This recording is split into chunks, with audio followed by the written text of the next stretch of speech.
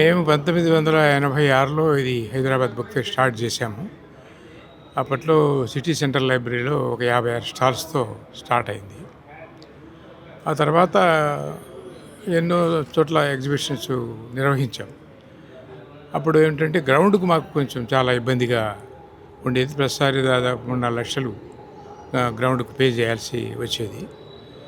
Telangana government ఏర్పడిన తర్వాత 2014 నుంచి కేసీఆర్ గారు కూడా పుస్తకాభిమాని కాబట్టి అంటే తెలంగాణ రాష్ట్రం వచ్చిన సందర్భంగా మేము వెళ్ళి ఆయన్ని అడిగితే హైదరాబాద్ బుక్ ఫేర్ని ఈ ఎన్టీఆర్ స్టేడియం ఉచితంగా మాకు 15 రోజులు ఇమ్మని అడిగాము.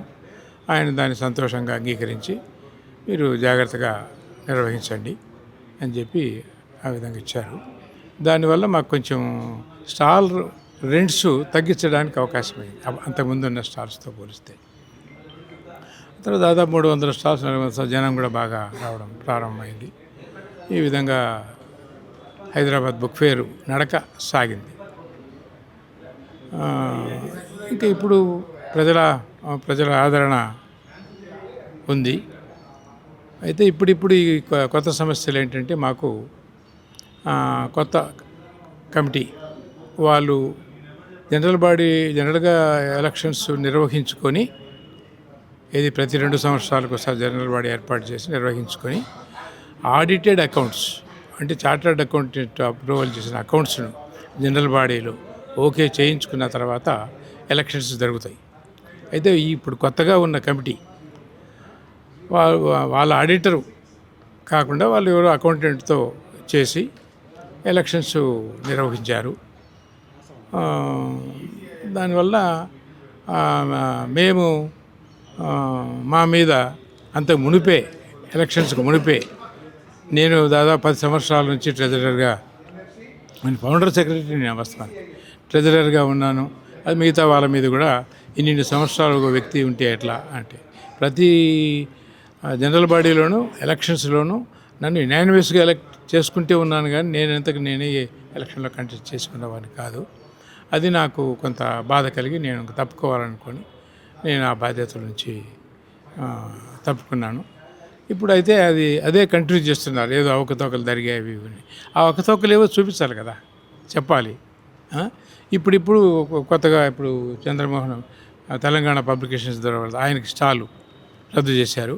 హైదరాబాద్ బుక్ ఫేర్ ఏర్పడినప్పటి నుంచి ఎవరైనా ఏదైనా బుక్ ఫేర్కి ఏదైనా అడ్డంకులు సృష్టిస్తే వాళ్ళని పిలిచి మాట్లాడి ఇలాంటివి చేయొద్దు అని చెప్పి నచ్చజెప్పి 1-2 రోజుల్లోనే వాళ్ళతో మాట్లాడి చేశాం, కానీ స్టాల్ మాత్రం ఎవరికి రద్దు చేయలేదు. ఇది ఫస్ట్ టైం రద్దు చేయడం. తెలంగాణ పబ్లికేషన్ స్టాల్ రద్దు చేయడానికి కారణం ఏమంటారు? మెయిన్ కారణం ఏంటంటే వాళ్ళకేవో మేము అకౌంట్స్ ఇవ్వలేదని ఒకటి. అకౌంట్స్ మేము ఇచ్చాం. ఇదిగో ఇది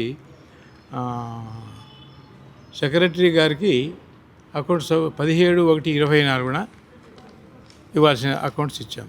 అలాగే ఎఫ్డీలు మాకు ఎఫ్డీలు ఉన్నవి 78,28,604 రూపాయలు ఎఫ్డీలు. దాంట్లో ఇప్పుడు బాలరెడ్డి వాళ్ళందరూ ఎవరైతే ఆరోపణలు చేస్తున్నారో వాళ్ళ సంతకాలు కూడా ఉన్నాయి నా దగ్గర. ఇందాక పేపర్ ఉంది. కాబట్టి వీళ్ళు చేసేటువంటి ఫాల్స్ అలిగేషన్స్ ఆ విధంగా రద్దు చేయడం చాలా అన్యాయము, దారుణము. అదే కాకుండా ఇప్పుడు ఈ సెక్రటరీ గారు ఛార్జ్ తీసుకున్న తర్వాత ఈ ఎలక్షన్స్లోనే ఒక కంటెస్ట్ ఏర్పడింది. 2 సెక్రటరీగా కంటెస్ట్ చేశారు. కంటెస్ట్ చేస్తే నవతెలంగాణ వాళ్ళు కంటెస్ట్ చేశారు. ఇంకొక ఆయన శృతికాంత్ భారత్ అని ఆయన కూడా కంటెస్ట్ చేశారు. వాళ్ళిద్దరిని జనరల్ బాడీలోనే ఒకరు 1 సంవత్సరం ఒకరు 1 సంవత్సరం అని నిర్ణయం చేసుకొని ఫస్ట్ సంవత్సరం శృతికాంత్ భారత్ గారు ఉన్నారు. ఆ తర్వాత 2వ సంవత్సరం ఈయన శ్రీనివాస్ గారికి ఇచ్చాము. ఆయన ఛార్జీ తీసుకున్న వెంటనే నేను ట్రెజరర్గా ఉన్నాను. ట్రెజరర్గా నాతో బ్లాంక్ చెక్కుల మీద సంతకాలు పెట్టించుకున్నాడు.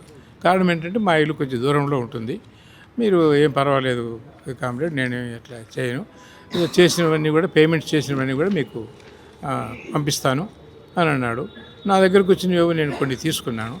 అయితే నా ఓచర్స్ మీద కానీ బిల్లుల మీద కానీ నాకు ఏది ఒకటి చూపలేదు. నా సంతకాలు లేకుండా, నా అప్రూవల్ లేకుండా, ట్రెజరర్గా నా అప్రూవల్ ఉండాలి కదా, లేకుండా 90 లక్షల రూపాయలు పేమెంట్లు చేశారు. అది నేను అడిగిన దానికి నా మీద కోపము. ఇవన్నీ ఇంకా మనసులో పెట్టుకొని మమ్మల్ని బాధ పెట్టాలని మేము రెడీ. ఎవరైనా మధ్యవర్తి ద్వారా ఇది పరిష్కారం చేస్తామంటే మధ్యవర్తి గారు వాళ్ళు అడిగిన దానికి సమాధానం చెప్తాం, వాళ్ళను చెప్పమనండి, దానికి రెడీ. పరిష్కారం చేసుకునే దానికి మేము సిద్ధంగా ఉన్నాం. వాళ్ళు మమ్మల్ని ఇష్టానుసారం మాట్లాడుతున్నారు. మా సభ్యత్వం కూడా రద్దు చేస్తామని ఇచ్చారు.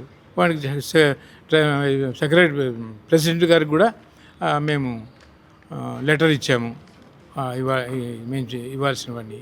మరి మా మీద కక్ష సాధింపుగా చేస్తున్నారు. ఏం చేయాలి మేము? మాకు పొలిటికల్గా కావాలని మేమేం అనుకోవడం లేదు. వాళ్ళు ఒకవేళ వాళ్ళు చేస్తే మేము చేయగలిగింది ఏం లేదు. మా వైపు నుంచి ఏమీ లేదు. మేము 100% కోఆపరేట్ చేయడానికి సిద్ధంగా ఉన్నాము. నెక్స్ట్ మా పైన తప్పుడు రాతలు రాయించినవి వాళ్ళు ఎవరున్నారు, దాని వెనక ఉన్న వాళ్ళు చెప్పు, వాళ్ళని కూడా తీసుకొచ్చి వాళ్ళని కూడా పనిష్ చేస్తే మేము దానికి రెడీ. ఫస్ట్ స్టార్ట్ చేసిందే వాళ్ళు. అందరూ ఉండాలి కదా. నువ్వు ఏదైనా మాట్లాడేది ఉంటే సొసైటీకి సంబంధించి బయట ఒక వ్యక్తి మీద ఏదైనా కడుపు కట్టడం అన్యాయం కదా. ప్రజాస్వామ్యవాదితులంతా బాధితుల పక్కన ఉండాలి. మేము బాధితులం. ఇప్పుడు మమ్మల్ని ఇంకా అది ఇవ్వలేదు ఇచ్చాము. ఇచ్చినవన్నీ ఇప్పుడు ఇద్దో సెక్రటరీ గారికి ఇచ్చింది కూడా ఉంది కదా. ఇవన్నీ ఉన్నాయి.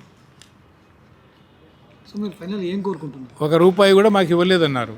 మాకు 20 లక్షల రూపాయలు మేము అంతకుముందు ట్రెజరర్ దగ్గర నుంచి మాకు రిసీట్స్ వచ్చాయి. ఇప్పుడు 78 లక్షల రూపాయలు ఫిక్స్డ్ డిపాజిట్స్ మేము నిర్వహించిన 10 ఏళ్ళలో అప్పచెప్పాము. ₹1 కూడా ఇవ్వలేదంటారు. మరి డిపాజిట్సే చెప్తాయి కదా. ఈ ₹1,00,00,000 ఈరోజు అయిందంటున్నారు. ₹1,00,00,000 2 నెలల్లో సంవత్సరానికి 5 లక్షల రూపాయలు యాడ్ అవుతుంది ఆటోమేటిక్గా. మరి ఇవ్వని దాన్ని కూడా ఇవ్వలేదంటే మేము ఏం చేయాలి చెప్పండి. అందుకే మీడియా దగ్గర రావాల్సి వచ్చింది. వాళ్ళు చేసేటువంటి ఫాల్స్ అలిగేషన్స్, కక్షపూరితమైన వ్యవహారము, దాని మీద యాక్షన్ ఈవెన్ మినిస్టర్ గారు ఇవ్వమని చెప్పినా కూడా ఇవ్వలేదు. ఆడిట్ రిపోర్ట్లో ఉన్నాయి. ఎందుకంటే వాళ్ళు ఈ తీసుకొని దీంట్లో బొక్కలెత్తకాలని చూస్తున్నారు. అయినా మేము వాళ్ళకు ఇవ్వాల్సినవి ఇచ్చాం. ఇంకా ఏమైనా కావాలంటే ఇస్తాం, దానికే అభ్యంతరం లేదు. సో ఫైనల్గా మీరు ఏం చెప్పదలుచుకున్నారు? పుస్తక ప్రియులకి కానీ ఎవరైతే పుస్తక ప్రియులు ఫైనల్గా ఒక మధ్యవర్తి ద్వారా పరిష్కారం చేసుకునే దానికి మేము సిద్ధం. వాళ్ళు సిద్ధమైతే రమ్మనండి.